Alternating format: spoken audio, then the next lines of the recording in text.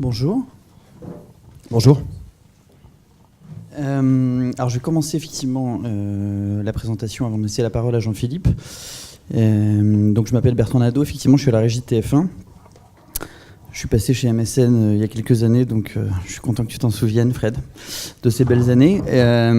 Et effectivement je vais vous raconter ce qu'on essaye de mettre en place aujourd'hui au niveau de l'évolution de la publicité en télé, parce qu'effectivement le sujet c'est la vidéo, la créativité, la data, et nous on pense que ces trois mots-là évidemment ont leur place sur le média télé, entre autres, puisqu'on a évidemment un média digital qui est puissant, mais la télé ne cesse d'évoluer, et on s'appuiera sur le cas de ce qu'on a fait avec Jean-Philippe juste avant Noël, et qu'on continue d'ailleurs, et qui va vous illustrer parfaitement cette évolution.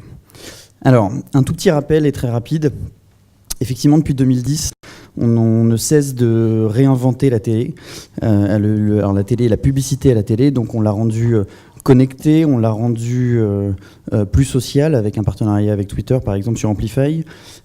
Et puis, on a lancé en 2014 une offre intitulée Real Time Advertising pour rendre aussi la télé évidemment plus réactive, qui est son essence même, puisque la télé c'est beaucoup de live et il fallait que la publicité suive ce mouvement. Alors le Real Time Advertising, c'est évidemment la possibilité de ramener les atouts du média télé, c'est sa puissance, en particulier évidemment sur une chaîne comme TF1, et puis sa capacité de se contextualiser et d'être réactive à son environnement.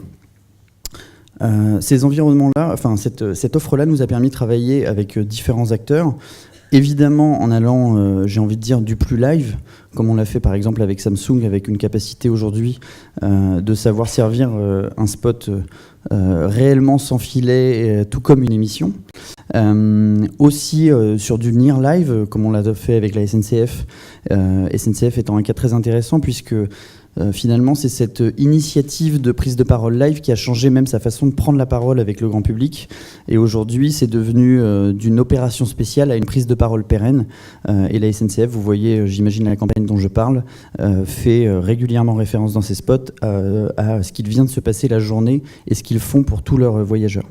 Et puis, une autre notion qu'on appelle, alors qui n'est peut-être pas très jolie, mais habillage dynamique, qui est la capacité de remonter des éléments actualisés dans un spot. Donc, évidemment, des éléments sociaux.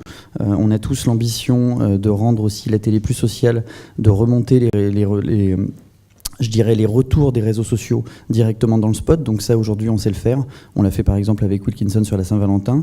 Et puis d'aller aussi par exemple sur de l'actualisation de messages publicitaires. Donc là, on le fait sur le sport beaucoup avec le PMU sur l'actualisation de cotes. Les cotes évidemment évoluant à la mi-temps en fonction du score de la première mi-temps. Ce qui est intéressant, c'est que on se rend compte qu'au-delà de la capacité de générer, je dirais, de la différenciation, de la connivence, voire même de l'étonnement du téléspectateur, ça génère aussi ce fameux engagement, voire même de la transaction.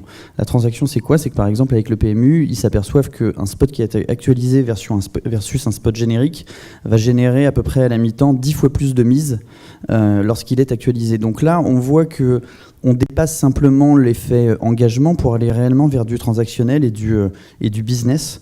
Donc c'est ça qui est important pour nous tous, c'est évidemment que tout ça soit efficace.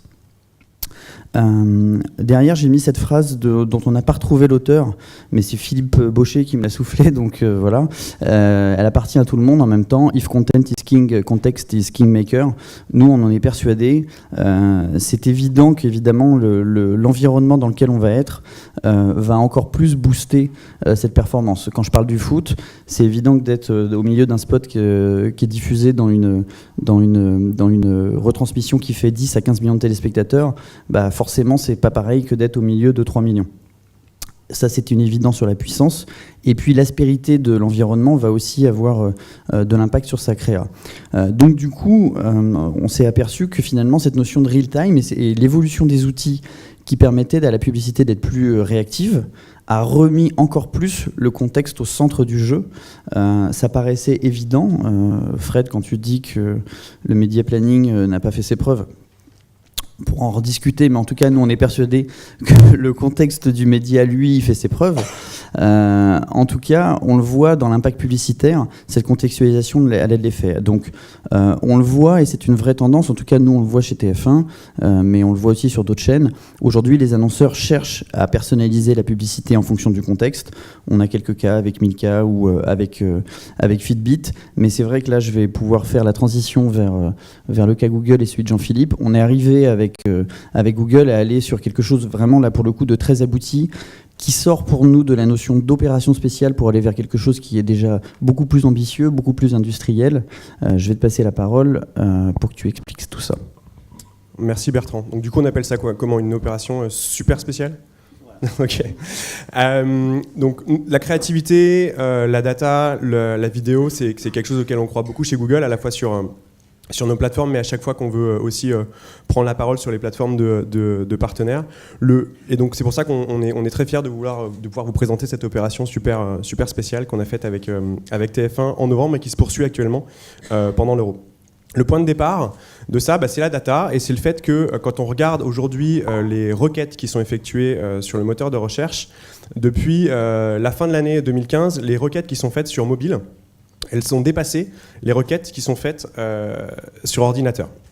Et c'est pour cette raison, c'est pour répondre à ces besoins, à cette nouvelle demande, qu'on développe des produits comme l'appli Google, c'est-à-dire une sorte de super assistant personnel que vous avez toujours dans votre poche, qui peut répondre à votre voix ou répondre à vos doigts, qui peut répondre à vos requêtes ou vous donner la bonne information au bon moment. Mais si la plupart d'entre vous, en tout cas si beaucoup d'entre vous ont l'habitude d'utiliser Google quand vous êtes sur l'ordinateur, ce n'est pas encore un réflexe d'utiliser Google sur le smartphone. Et c'est donc une des raisons pour lesquelles on développe notamment des campagnes de communication comme celle que vous avez pu voir en novembre sur YouTube et sur TF1, ou celle qui se passe en ce moment à l'occasion de l'Euro, pour essayer de créer ce réflexe et cette nouvelle habitude. Donc on a beaucoup travaillé avec les équipes de Bertrand, et on a commencé par partir d'un insight. Et cet insight, c'est qu'aujourd'hui, vous le savez, la plupart des téléspectateurs, quand ils regardent la télé, ils le font avec une tablette ou un smartphone dans les mains. Et on s'est dit qu'il y avait probablement quelque chose à creuser de ce côté-là. Et qu'est-ce qu'ils font pendant les pubs notamment? Ils discutent des émissions qu'ils viennent de voir, ils discutent du contenu, ils échangent. Et on s'est dit qu'il y avait aussi quelque chose sur lequel s'appuyer avec ce deuxième insight. Et donc l'idée créative qu'on a eue, c'est une sorte de mise en abîme. C'est le fait de mettre en scène une famille réagissant au programme de TF1 dans nos publicités, discutant entre eux, passant un bon moment de convivialité et discutant, posant des questions à l'appli Google dans le cadre de cette conversation. Donc ça a lancé un gros chantier, un gros travail de collaboration avec les équipes de TF1 Production, d'abord pour identifier quelles étaient les bonnes émissions sur lesquelles s'appuyer, donc en s'appuyant sur les datas d'audience, quelles étaient les émissions qui faisaient le plus de sens par rapport à notre audience cible. Ensuite, de notre côté, sur nos outils, pour regarder quelles étaient les requêtes associées à ces émissions, les plus posées, quels étaient les sujets chauds pour les internautes sur lesquels on pouvait s'appuyer, pour aboutir à la création de 35 spots contextuels dans un temps que je qualifierais modestement de record, pour pouvoir mettre cette campagne vraiment très rapidement en place. Et puis, cerise sur le gâteau, on a aussi travaillé avec d'autres partenaires, en l'occurrence Renault, Lindt, Henkel, pour créer un spot pluri-annonceur en fin d'année, dans lequel nos publicités ne réagiraient pas par rapport à du contenu éditorial des émissions de TF1, mais par rapport à d'autres publicités de partenaires. Donc c'était un tunnel de publicité assez spectaculaire le 28 décembre, où on avait un spot Renault, un spot Google qui réagissait par rapport au spot Renault, un spot Lindt, un spot Google qui réagissait par rapport au spot Lindt, etc., etc. Le tout pour fêter une bonne année aux téléspectateurs de TF1. En termes de résultats, on a eu, d'un point de vue quantitatif, des résultats qui étaient largement à la hauteur du travail effectué. On a eu plus de 100 000 requêtes réalisées par les spectateurs, rebondissant sur celles qu'on venait de montrer. Donc ils avaient été inspirés par une requête qu'on avait montrée à l'écran, et on était capable d'identifier qu'ils avaient du coup été stimulés par ce qu'ils avaient vu à la télévision ou en catch-up au moment où ils ont fait cette requête. On a aussi constaté une hausse de plus de 40% téléchargement de notre app pendant la campagne, ce qui était vraiment le but recherché. Et puis au-delà de ça, au-delà de l'aspect quantitatif, on était très content d'avoir pu bosser avec les équipes de Bertrand pour, quelque part, en proposant les bonnes publicités dans les moments qui comptent, apporter sur TF1, à la fois à la télé et en catch-up, le meilleur de ce que nous, on considère être le programmatique. Alors merci déjà pour tous ces compliments, mais c'est vrai que ça a été un vrai plaisir d'essayer d'aller au bout de l'histoire, qui est de se dire qu'effectivement c'est un usage naturel qui existe et qu'on voulait tout simplement montrer aux téléspectateurs ce qu'ils font dans la vraie vie. Je crois que le mot real life était très important. Donc on va vous montrer, si tout fonctionne bien, des exemples de ce que ça a pu donner. Donc là, la seule différence, c'est que finalement vous n'aurez pas le contexte, car je ne vais pas vous montrer Danse avec les stars avant de vous montrer le spot. Mais en tout cas, les spots que vous allez voir, il y en a un, je crois, sur Danse avec les stars, un autre sur Téléfoot, en fait font référence à un moment de ce qui vient de se passer dans l'émission avant la coupure. Donc par exemple, le spot Danse avec les stars fait référence à une danse qui vient d'être effectuée dans l'émission. Le spot sur Téléfoot fait lui référence à un match dont on vient de parler évidemment dans l'émission avant la coupure. Donc c'est comme ça qu'il faut les regarder, parce qu'en fait ils sont effectivement calés pour rebondir sur ce contexte-là. Et puis vous verrez aussi normalement un extrait du fameux spot avec d'autres annonceurs et avec Renault en particulier. Avec Paris qui joue à Malmö, ça sent les buts mercredi. On se prépare ? Ok Google, comment on dit Paris est magique en suédois ? Paris är magiskt. Paris är magiskt. Paris är magiskt. Paris är magiskt. Tu sais, je suis allée à un cours de Kiz mardi. De Kiz ? C'est quoi ce truc ? C'est une danse qui vient d'Angola. On va regarder. Que veut dire le mot Kizomba ? Ah bah tu vois, ça veut dire fête en Kibundu. Le prof est génial. Tu crois qu'ils prennent les débutantes ? Je pense qu'on devrait aller au réveillon en voiture électrique. Jusqu'à Aix ? Non mais c'est pas possible. Mais si.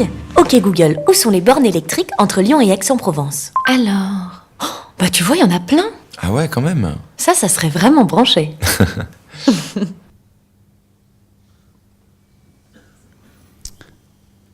Voilà, donc je pense que ça illustre assez bien ce qu'on vous a raconté, et effectivement vraiment cette contextualisation très forte.